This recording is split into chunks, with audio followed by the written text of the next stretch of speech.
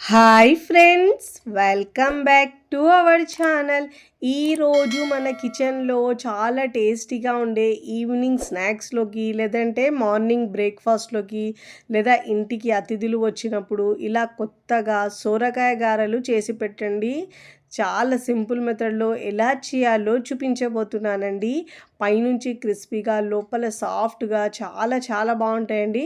వీటిని సోరకాయ గారెలు, సోరకాయ అప్పలు, సోరకాయ వడలని కూడా అంటారండి. చాలా క్రిస్పీగా ఉంటాయి. ఎప్పుడు మనం అలసంద గారెలు, లేదంటే మిరప వడలు గారెలు చేసుకుంటాం కదండి. ఒక్కసారి ఇలా ట్రై చేయండి, చాలా చాలా బాగా నచ్చుతాయండి.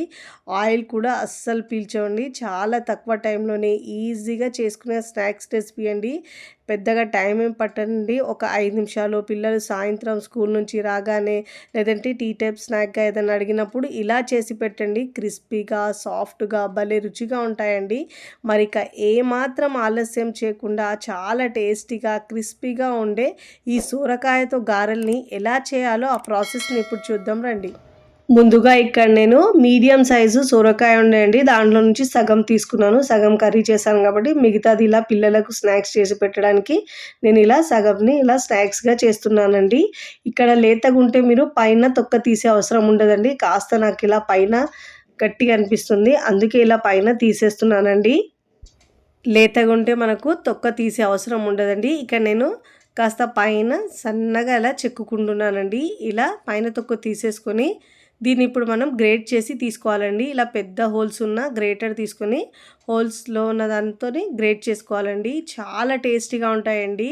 ఇలా మొత్తం గ్రేట్ చేసి తీసుకోవాలి. ఫస్ట్ టైం నా ఛానల్ చూస్తున్న వాళ్ళు ప్లీజ్ నా ఛానల్ని సబ్స్క్రైబ్ చేసుకోండి, లైక్ చేయండి, పక్కనున్న బెల్ ఐకాన్ని ప్రెస్ చేయండి. ఇలా ప్రెస్ చేయడం వల్ల నేను పెట్టే వీడియో నోటిఫికేషన్ ముందుగా మీ హోమ్ పేజ్కి వస్తాయండి. ఇలా మొత్తం తురుముకున్న తర్వాత దీన్ని కొలుచుకోవాలండి. ఇక్కడ నేను కప్పుతో కొలుచుకుంటున్నాను. ఇక్కడ నాకు 2 కప్పుల దాకా వచ్చిందండి తురుము. అయితే బౌల్లోకి వేసుకోవాలి. ఇదే విధంగా మిగతా తురుమును కూడా ఇలా కొలిచి తీసుకోవడం వల్ల మనకు బియ్యపిండి తీసుకోవడానికి మంచి వీలుగా ఉంటుందండి.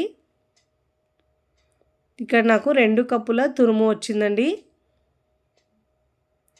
ఇక్కడ నేను చిన్న మిక్సీ జార్ తీసుకునే దాంట్లో వేయించిన వేరుశనగ గుళ్ళు తీసుకున్నానండి.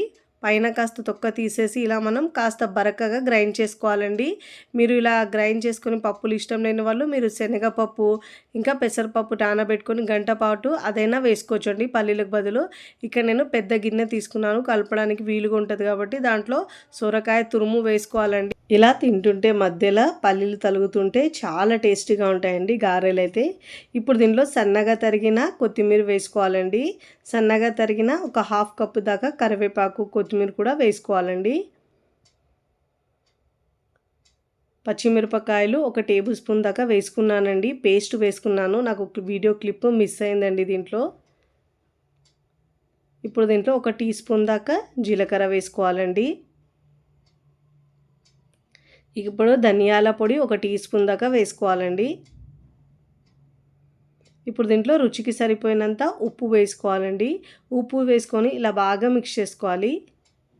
ఇప్పుడు ఇక్కడ నేను 1.5 కప్పు బియ్యపిండి తీసుకున్నానండి. ఇంట్లో పట్టించిన బియ్యపిండి అండి.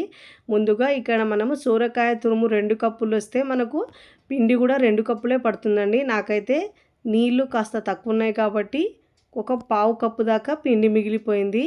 మిగతా మొత్తం అయితే మనకు చూసి కన్సిస్టెన్సీ చూసి యాడ్ చేసుకోవాలండి పిండిని మనము. చూడండి ఇలా కలుపుకుంటూ మనం పిండి ముద్దలుగా అయ్యే వరకు మరీ గట్టి కాకుండా మరీ హార్డ్ కాకుండా ఇలా వడలొత్తే విధంగా చేసుకోవాలండి. మరి మీరు పల్చగా ఉంటే ఆయిల్ ఎక్కువ పీల్చేస్తాయండి వడలైతే. ఇక్కడ నేను ప్లాస్టిక్ కవర్ తీసుకోవాలండి. తీసుకొని ఇలా మనము దీనికి ఆయిల్ అప్లై చేసుకొని దీనిపైన గారెల్లా ఒత్తుకోవాలండి. ఇక్కడ నేను ముందుగా స్టవ్ మీద ఆయిల్ వేడి చేసుకున్నానండి. ఇక్కడ మనం చిన్న బౌల్లోగా పిండి తీసుకుని ఇలా మనం మరీ పల్చగా కాకుండా మరీ లావుగా కాకుండా మీడియంగా ఒత్తుకోవాలండి. ఇలా బాగా ఒత్తుకున్న తర్వాత మధ్యలో హోల్ పెట్టుకోవాలండి. చాలా టేస్టీగా, క్రిస్పీగా, సూపర్గా వస్తాయండి ఈ గారెలు అయితే. ఇలా మనం చేసుకొని ప్లేట్లోకి తీసుకోవాలండి. ఒక 4-5 దాకా చేసుకోవాలండి. చేసుకొని మనం వాటిని తర్వాత ఫ్రై చేసుకోవాలి. ఇక నేను మరొకటి చేసి చూపిస్తున్నానండి. మరీ లావు కాకుండా మీడియంగా చేసుకోవాలండి.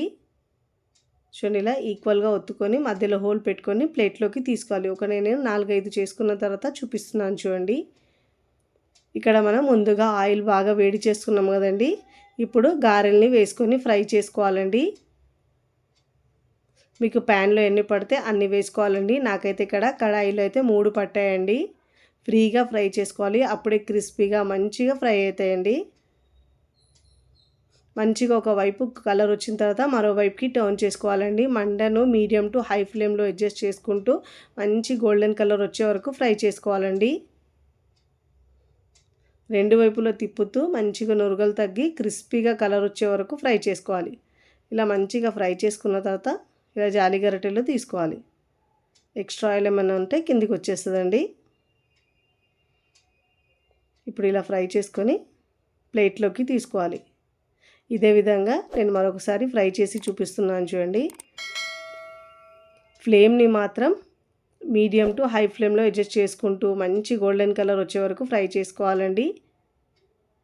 మీరు లో ఫ్లేమ్లో ఉంచితే ఆయిల్ ఎక్కువ పీల్చేస్తాయండి. మంటను చూసుకుంటూ మీడియం టు హై ఫ్లేమ్లో అడ్జస్ట్ చేసుకుంటూ ఫ్రై చేసుకోవాలండి. పిండిని ఎక్కువ మీరు పల్చగా ఉంచితే ఆయిల్ ఎక్కువ పీల్చేస్తుందండి. మరి పల్చగా కాకుండా పిండిలో మనం చూసుకుంటూ మిక్స్ చేసుకోవాలి. అప్పుడే మనకు గారెలు మంచిగా వస్తాయండి. ఇక నేను అన్నీ ఫ్రై చేసుకున్న తర్వాత ప్లేట్లో సర్వ్ చేసుకుంటున్నానండి. చూస్తుంటేనే ఎప్పుడెప్పుడు తినాలనిపిస్తాయండి. అంత టేస్టీగా కమ్మగా చాలా చాలా బాగుంటాయండి. ఇలా చేసి పెట్టిన గారెలను పిల్లలు పెద్దలు కూడా చాలా ఇష్టంగా తింటారండి. ఒంటికైతే చాలా మంచిదండి. సోరకాయ చల్లదనాన్ని ఇస్తుంది కాబట్టి ఈ సమ్మర్లో ఇలా చేసుకోండి. చాలా చాలా బాగుంటాయండి. సోరకాయతో ఎప్పుడు పప్పులు ఇలా చేస్తాం కానీ ఒక్కసారి ఇలా గారెలు చేసుకోండి, మళ్ళీ మళ్ళీ కావాలి అంటారండి. అంత టేస్టీగా ఉంటాయి. ఇలా చేసి పెడితే 1కి 4, 5 తినేస్తారండి. అంత రుచిగా ఉంటాయి. మీరు కూడా తప్పకుండా చాలా టేస్టీగా ఉండే ఈ సోరకాయతో గారెలను ఒక్కసారి ట్రై చేయండి. ట్రై చేసి ఎలా కుదిరిందో నాకు కామెంట్ ద్వారా తెలియచేయండి. ఇక్కడ తుంచి కూడా చూపిస్తున్నాను చూడండి. పైన క్రిస్పీగా లోపల సాఫ్ట్గా వచ్చినాయండి. దీనికి ఏ చట్నీ అవసరం ఉండదు. పిల్లలైతే ఒట్టిగా తిన్నా కూడా చాలా బాగుంటాయి. టమాటో కెచప్ పెట్టుకున్నా కానీ సూపర్ టేస్టీగా ఉంటాయండి. వీడియో నచ్చితే లైక్ చేయండి, ఫ్రెండ్స్ ఫ్యామిలీకి షేర్ చేయండి. మరికొన్ని టేస్టీ సింపుల్ క్విక్ రెసిపీస్ కోసం టీ కిచెన్ని సబ్స్క్రైబ్ చేసుకోండి. కమెంట్ చేయడం అస్సలు మరవకండి. Thanks for watching.